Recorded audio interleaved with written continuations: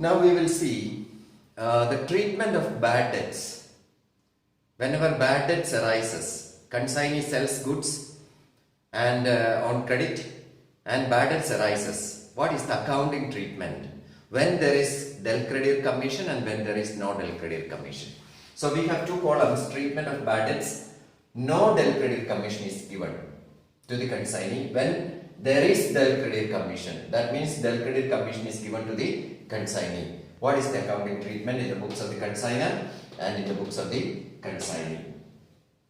Let us see first, when no del credit commission is given, whenever bad debts arises, who has to bear the bad debts? It is the consignor who has to bear the bad debts. So for consignor, it is a loss on consignment. It is an expense on consignment. So he debits consignment account. Consignment account debtor to consignee. Consignment account debtor to consignee. Why consignee account is given credit?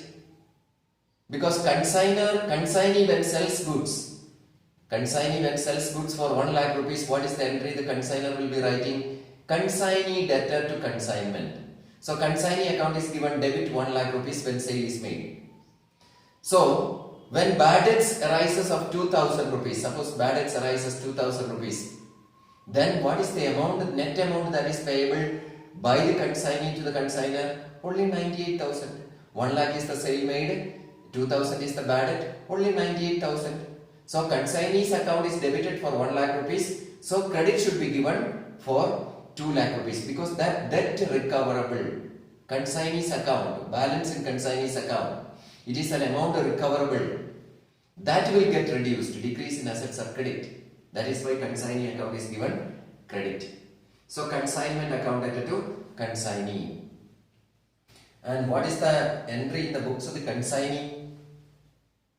What is the entry in the books of the consignee? So the loss on consignment, has to be borne by the consignor himself. So consignment account debtor to consignee account is given. Then what entry the consignee will be writing? Consignee has to write the journal entry as consignee's account debtor. Consignee's account debtor to sundry debtors. To sundry debtors. Why consignee's account is given debit? Because when sale is made, consignee's account is given credit. So therefore, when bad debts arises, the amount payable will get reduced. Decrease in liabilities are debit. Amount payable gets reduced. Decrease in liabilities are debit. So consignee's account is given debit. And debtors account will also, the balance in debtors will come down for the consignee. So consignee's account debtor to sundry debtors. This is the entry in the books of the consignee.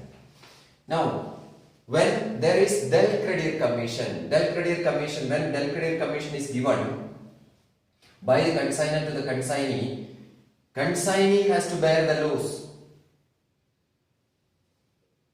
Consignor will not take responsibility of the bad debt, and therefore consignor will not take responsibility of bad debts, and therefore consignor will write no entry. No journal entry will be written by the consignor when del credit commission is given. Then this loss will has to be suffered by the consignee himself. Consignor is not responsible, so it is a loss for the consignee. So consignee will write bad debts account debtor. Bad debts account debtor to sundry debtors. Bad debts account debtor to sundry debtors. So this is a loss for the consignee himself. This bad debts, at the time when he prepares the profit and loss account, he will transfer to his profit and loss account. That is why he is writing bad debts account debtor to sundry debtors. Because the value of debtors will come down to the extent of bad debts. So this is the accounting treatment when del credit commission is given and when no del credit commission is given. in the books of the consignor and in the books of the consignee.